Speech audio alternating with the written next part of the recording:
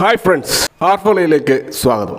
ഇന്നലെ നിഫ്റ്റി ആ ഒരു ഇമ്പോർട്ടൻ്റ് സപ്പോർട്ട് ലെവലായിട്ടുള്ള 25,330 വന്നപ്പോൾ അപ്പോൾ തന്നെ മാർക്കറ്റിൽ ഒരു വീക്ക് സെൻറ്റിമെൻറ്റ്സ് ഉണ്ടായിരുന്നു. അപ്പോൾ ബുള്ളിഷാകാൻ കാര്യമായ ട്രിഗർ പോയിന്റുകൾ ഇല്ലാതെ ദിവസങ്ങളോളം റേഞ്ചിൽ കിടന്ന നിഫ്റ്റി രണ്ട് സുപ്രധാന ഇവൻറ്റുകളെ ബേസ് ചെയ്താണ് ആ ഒരു റേഞ്ചിൽ കിടന്നത്. ഒന്ന് US ട്രേഡ് ഡീലായിരുന്നു, മറ്റൊന്ന് Q1 ഏർണിങ്സ് ആയിരുന്നു. ട്രേഡ് ഡീല് നമുക്കറിയാം ഓഗസ്റ്റ് 1 വരെ ഡിലേ ആയതും അതുപോലെ ട്രംപ് അദ്ദേഹത്തിന്റെ ട്രേഡ് വാർ പല രാജ്യങ്ങളുമായിട്ട് പുനരാരംഭിച്ചതും ഒക്കെ മൊത്തത്തിൽ മാർക്കറ്റിന്റെ ആ ഒരു സെന്റിമെന്റ്സ് നെഗറ്റീവ് ആക്കിയിട്ടുണ്ട്. അപ്പൊ ഈ ഒരു സാഹചര്യത്തിലാണ് യാതൊരു പ്രതീക്ഷയ്ക്കും വകവെക്കാത്ത രീതിയിലുള്ള TCSന്റെ റിസൾട്ട് വന്നത്. നമുക്കറിയാം TCSന്റെ റിസൾട്ട് നോക്കിക്കഴിഞ്ഞാൽ ഇയർ ഓൺ ഇയർ സെയിൽസിൽ 1.32% നേരിയൊരു റവന്യൂ ഗ്രോത്ത് മാത്രമാണ് ഉണ്ടായിട്ടുള്ളത്. അതുപോലെ ക്വാർട്ടർ ഓൺ ക്വാർട്ടർ സെയിൽസിൽ 1.62% ഡൗൺ ആവുകയും ചെയ്തിരുന്നു. എന്നാൽ പ്രോഫിറ്റ് സൈഡിൽ മാത്രമാണ് ഒരു പോസിറ്റീവായിട്ടുള്ള റിസൾട്ട് ഉണ്ടായത്. 6% ഇയർ ഓൺ ഇയർ പ്രോഫിറ്റും 4% ക്വാർട്ടർ ഓൺ ക്വാർട്ടർ പ്രോഫിറ്റും ഉണ്ടായിട്ടുണ്ട്. എങ്കിലും ഈ റവന്യൂ ഗ്രോത്ത് സ്ട്രീറ്റ് എസ്റ്റിമേഷനേക്കാൾ താഴെ വന്നതാണ് മൊത്തത്തിൽ മാർക്കറ്റിൻ്റെ സെൻറ്റിമെൻറ്റ്സ് നെഗറ്റീവ് ആക്കിയത്. അപ്പോൾ പൊതുവെ ഈ Q1 ഏർണിങ്സ് റിപ്പോർട്ട് ഏറ്റവും ആദ്യം പ്രസിദ്ധീകരിക്കുന്ന IT കമ്പനിയാണ് TCS.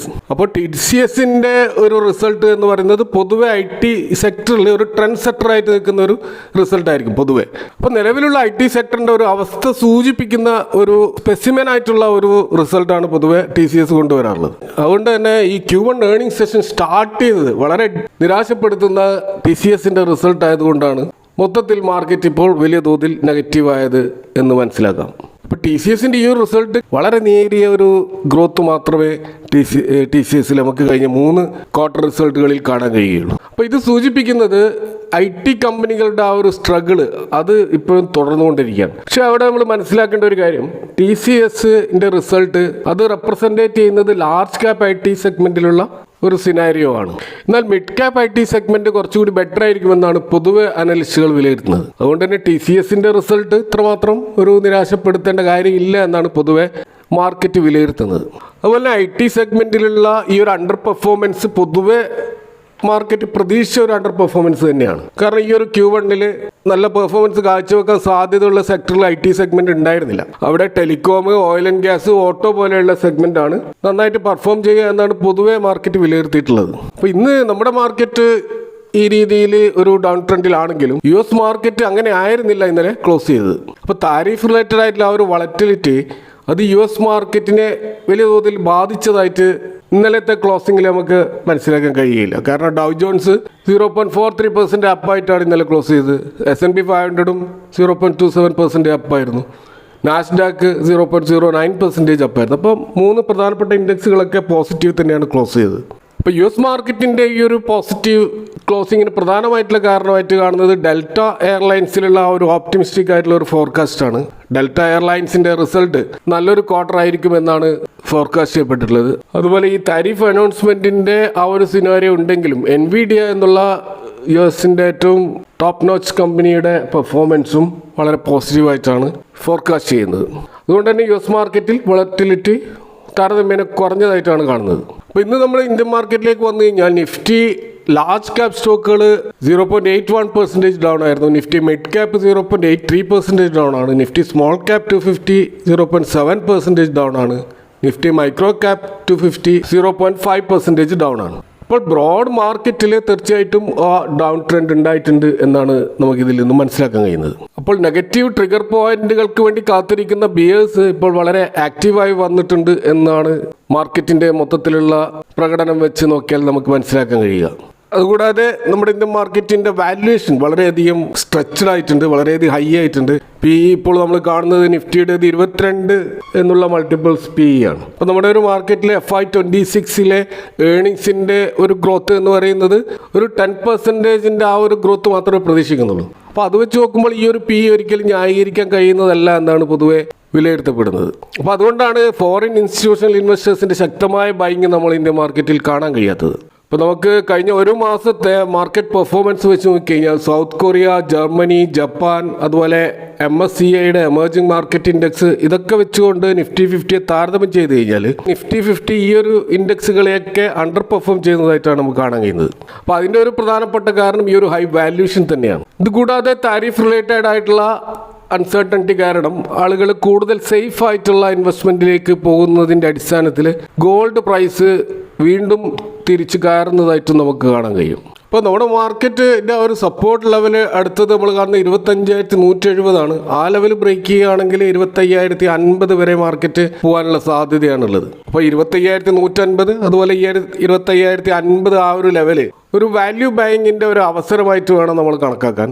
ഇനി അപ്സൈഡ് നോക്കുകയാണെങ്കിൽ അവിടെ റെസിസ്റ്റൻസ് ലെവല് 25,500 നെക്സ്റ്റ് ലെവൽ 25,600 ആ ഒരു ലെവലിൻ്റെ ഇടയിലാണ് റെസിസ്റ്റൻസ് ലെവൽ വരുന്നത്. അപ്പോൾ ഈ ഒരു പ്രധാന ലെവലുകൾ നമ്മൾ തീർച്ചയായിട്ടും വാച്ച് ചെയ്യേണ്ട ലെവലുകളാണ്. ഇപ്പോൾ നിഫ്റ്റി 200 പോയിന്റോളം ഇടിഞ്ഞെങ്കിലും രണ്ട് പ്രധാനപ്പെട്ട സെക്ടറുകളുടെ ഇൻഡെക്സുകൾ പോസിറ്റീവിൽ നിന്ന് ക്ലോസ് ചെയ്തായിട്ട് കാണാൻ കഴിയും. അതിലൊന്ന് നിഫ്റ്റി FMCG അതേപോലെ നിഫ്റ്റി ഫാർമയും 0.68% അപ്സൈഡ് വരുന്നു. അപ്പോൾ നിഫ്റ്റി ഫാർമ സെക്ടറിനെ പിടിച്ചുയർത്തിയത് ഒരേ ഒരു സ്റ്റോക്കാണ്, അത് ഗ്ലെൻമാർക്ക് ഫാർമസ്യൂട്ടിക്കൽസ് ലിമിറ്റഡ് ആണ്. ഇന്ന് 14% ഇത് അപ്സൈഡ് പോയത്. അപ്പോൾ അവരുടെ ആ ഒരു ബയോടെക്നോളജി യൂണിറ്റ് ആയിട്ടുള്ള ഇഗ്നോസ് ഗ്ലെൻമാർക്ക് ഇന്നോവേഷൻ അഥവാ IGA എന്ന് പറയുന്ന അവരുടെ സബ്സിഡിയറി അവർ വലിയൊരു ലാൻഡ്മാർക്ക് ലൈസൻസ് ഒരു US ഡ്രഗ് മേക്കർ ആയിട്ടുള്ള ABBY അഥവാ അബ്വി എന്ന് പറയുന്ന ഡ്രഗ് മേക്കറുമായിട്ടുള്ള ആ ഒരു ലൈസൻസ് ബ്ലഡ് ക്യാൻസറിന്റെ എക്സ്പെരിമെന്റൽ ഡ്രഗ് ആയിട്ടുള്ള ISB 2001 എന്ന മരുന്നുമായി ബന്ധപ്പെട്ട ഒരു ഡീലാണ്. ഈ ഒരു അഗ്രിമെന്റ് ഇന്നലെ അനൗൺസ് ചെയ്യുമ്പോൾ അത് ബയോടെക്നോളജി ലൈസൻസിങ് ഡീലിന്റെ ഈ ഒരു രംഗത്ത് ഇന്ത്യയിൽ ഇതുവരെ നടന്നിട്ടുള്ള ഏറ്റവും വലിയ ഡീലായിട്ടാണ് കണക്കുകൂട്ടപ്പെടുന്നത്. അപ്പോൾ അതുകൊണ്ട് തന്നെ പല അനലിസ്റ്റുകളും അതേപോലെ ബ്രോക്കറേജ് ഹൗസുകളും ഗ്ലെൻമാർക്ക് ഫാർമസ്യൂട്ടിക്കൽസിൻ്റെ ഈ ഒരു ഫൈനാൻഷ്യൽ ഔട്ട്ലുക്ക് തന്നെ മാറ്റിക്കൊണ്ട് അതിൻ്റെ ടാർഗറ്റൊക്കെ ഉയർത്തിയതായിട്ട് നമുക്ക് കാണാം. അപ്പോൾ പല ബ്രോക്കറേജ് ഹൗസുകളും ഇതിൻ്റെ ടാർഗറ്റ് 32% വരെ ഉയർത്തിയിട്ടുണ്ട്. അപ്പോൾ ഇന്ന് 20% അപ്പർ സർക്യൂട്ടിൽ പോയ സ്റ്റോക്ക് പിന്നീട് ഒരു കൂൾ ഓഫ് ആയിട്ട് 14% എന്നുള്ള ഒരു ഗെയിനിലാണ് ക്ലോസ് ചെയ്തത്. അപ്പോൾ ഗ്ലെൻമാർക്ക് തീർച്ചയായിട്ടും നമുക്ക് ഇനി വാച്ച് ലിസ്റ്റിൽ ആഡ് ചെയ്യാൻ പറ്റുന്ന ഒരു സ്റ്റോക്കായിട്ട് കണക്കാക്കാം. അതുപോലെ ഇന്നലെ റിസൾട്ട് പ്രസിദ്ധീകരിക്കപ്പെട്ട മറ്റൊരു പ്രധാനപ്പെട്ട സ്റ്റോക്കായിട്ടുള്ള പ്രത്യേകിച്ച് PSU സെഗ്മെന്റിലെ ആദ്യത്തെ റിസൾട്ട് എന്ന് വേണമെങ്കിൽ പറയാൻ കഴിയുന്ന ഇരേഡയുടെ റിസൾട്ട് വന്നിരുന്നു. ആ ഒരു റിസൾട്ടിൻ്റെ അനുബന്ധിച്ച് ഇപ്പോൾ നമ്മൾ കാണുന്നത് 5% ആ സ്റ്റോക്ക് താഴോട്ടേക്ക് പോയതായിട്ടാണ്. ഇപ്പോൾ റിസൾട്ടിൽ ഇയർ ഓൺ ഇയർ സെയിൽസിൽ 28% റവന്യൂ ഗ്രോത്ത് ഉണ്ട്. പക്ഷെ അവിടെ പ്രോഫിറ്റിൽ വമ്പിച്ച ഒരു ഡ്രോപ്പാണ് ഉണ്ടായിട്ടുള്ളത്. Quarter on quarter profit 50% down ആയതായിട്ട് കാണാം. അപ്പോൾ ഇതിന് കാരണമായത് ഇരേഡയുടെ അസറ്റ് ക്വാളിറ്റിയിൽ വന്ന ഡിറ്റീരിയോറേഷനാണ്. അപ്പോൾ 180% നോൺ പെർഫോമിംഗ് അസറ്റിൻ്റെ ഒരു വർധനവ് ഉണ്ടായിട്ടുണ്ട്. ഇപ്പോൾ 129 കോടി പ്രൊവിഷൻ ഉണ്ടായിരുന്നത് ഇപ്പോൾ 363 കോടിയായിട്ട് ഉയർന്നിട്ടുണ്ട്. നെറ്റ് NPAയിലും ഗ്രോസ് NPAയിലും ഈ ഒരു വർധനവ് ഉണ്ടായിട്ടുണ്ട്. അപ്പോൾ ഈ രീതിയിലുള്ള ഒരു അസറ്റ് ക്വാളിറ്റി കുറയാനുള്ള ഒരു പ്രധാനപ്പെട്ട കാരണം ജൻസോൾ എഞ്ചിനീയറിങ്ങുമായി ബന്ധപ്പെട്ട് അവരുണ്ടാക്കിയിട്ടുള്ള ആ ഒരു ഡിഫോൾട്ടാണ് ഇരയുടെ ഇതേപോലെ വെട്ടിലാക്കിയിരിക്കുന്നത്. 730 കോടിയുടെ ഒരു ഡിഫോൾട്ടാണ് ജൻസോൾ എഞ്ചിനീയറിംഗ് ഇരയുടെയുമായിട്ട് ഒരു കിട്ടാക്കടമായിട്ട് നിൽക്കുന്നത്. ഇപ്പോൾ ഇരയുടെ സ്റ്റേജ് 3 അസറ്റുകളിൽ നല്ല വർധനമുണ്ടായിട്ടുണ്ട്. നല്ല തോതിൽ ലോൺ ഡിസ്ബേഴ്സ്മെൻറ്റ് ഇവർ നടത്തിയിട്ട് 77% വർധനമുണ്ടായിട്ടുണ്ട്. അതാണ് റവന്യൂവിൽ ഗ്രോത്ത് ഉണ്ടാകാനുള്ള കാരണം. എന്നാൽ പ്രോഫിറ്റ് ഗ്രോത്ത് കുറയാനുള്ള കാരണം ഈ ഒരു ജൻസോൾ എഞ്ചിനീയറിംഗ് കമ്പനിയുമായി ബന്ധപ്പെട്ടിട്ടുള്ള അവരുടെ കടം ഡിഫോൾട്ടായതാണ് പ്രശ്നമായത്. അപ്പോൾ ഇരയുടെ ഇൻട്രസ്റ്റ് ഇൻകം 36% വർധനവുണ്ടായിട്ടുണ്ട്. ഈ ജൻസോൾ എഞ്ചിനീയറിങ്ങിനെ ഇൻസോൾവെൻ്റ് ആയിട്ട് പ്രഖ്യാപിക്കണമെന്ന് പറഞ്ഞുകൊണ്ട് കമ്പനി ലോ ട്രിബ്യൂണൽ അഹമ്മദാബാദിൽ ഇവർ ഓൾറെഡി കേസ് ഫയൽ ചെയ്തിട്ടുണ്ട്. അതിൻ്റെ അടിസ്ഥാനത്തിലുള്ള ഒരു അനുകൂല വിധി അടുത്ത് തന്നെ ഉണ്ടാവും. ഇപ്പോൾ ഉണ്ടായിട്ടുള്ള ഒരു താൽക്കാലികമായിട്ടുള്ള ഒരു ഇടിവാണെന്ന് വേണം മനസ്സിലാക്കാൻ. അപ്പോൾ അനുകൂലമായ വിധി വന്നുകൊണ്ട് ഈ കംപ്ലീറ്റ് പണം തിരിച്ചു പിടിച്ചു കഴിഞ്ഞാൽ തീർച്ചയായിട്ടും ഈ സ്റ്റോക്കിലൊരു മുന്നേറ്റം ഉണ്ടാകുമെന്ന് തന്നെയാണ് പ്രതീക്ഷിക്കുന്നത്. ഇതുകൂടാതെ ഇന്ന് നമ്മൾ സെക്ടറൽ ഇൻഡെക്സ് നോക്കിക്കഴിഞ്ഞാൽ നിഫ്റ്റി 200 പോയിന്റ് താഴോട്ട് പോയെങ്കിലും ഇന്ന് FMCG ഇൻഡെക്സിൽ നല്ലൊരു മൂവ് ഉണ്ടായിട്ടുണ്ട്. അപ്പോൾ അതിൻ്റെ പ്രധാനമായിട്ട് അത് ലീഡ് ചെയ്തത് ഹിന്ദുസ്ഥാൻ യൂണിലീവർ ഷെയറാണ്. അപ്പോൾ ഹിന്ദുസ്ഥാൻ യൂണിലീവർ ഇന്ന് ഏകദേശം 4.63% അപ്പായിരുന്നു. അപ്പോൾ ഇന്ന് നിഫ്റ്റി 50-ലെ ഏറ്റവും ടോപ്പ് ഗെയിനറാണ് ഹിന്ദുസ്ഥാൻ യൂണിലീവർ. അപ്പോൾ അതിൻ്റെ ഒരു കാരണമായിട്ട് നമ്മൾ കാണുന്നത് ഹിന്ദുസ്ഥാൻ യൂണിലീവർ അവരുടെ മാനേജിംഗ് ഡയറക്ടറും അതുപോലെ CEOവുമായിട്ട് പ്രിയ നായരെ അപ്പോയിൻറ്റ് ചെയ്തു എന്നാണ് കാണാൻ കഴിയുന്നത്. അപ്പോൾ അവരുടെ ആ ഒരു അപ്പോയിൻമെൻറ്റ് മൊത്തത്തിൽ മാനേജ്മെൻറ്റ് അംഗീകരിച്ചുകൊണ്ട് അതിന് അപ്രൂവൽ നൽകിയിരിക്കുകയാണ്. ഇപ്പോൾ ഇതിനു മുമ്പത്തെ MDയും CEOയുമായ രോഹിത് ജാവയെ റീപ്ലേസ് ചെയ്തുകൊണ്ടാണ് ഇപ്പോൾ പ്രിയ നായർ ഈ മാനേജ്മെൻറ്റ് കൺട്രോൾ ഏറ്റെടുത്തിരിക്കുന്നത്.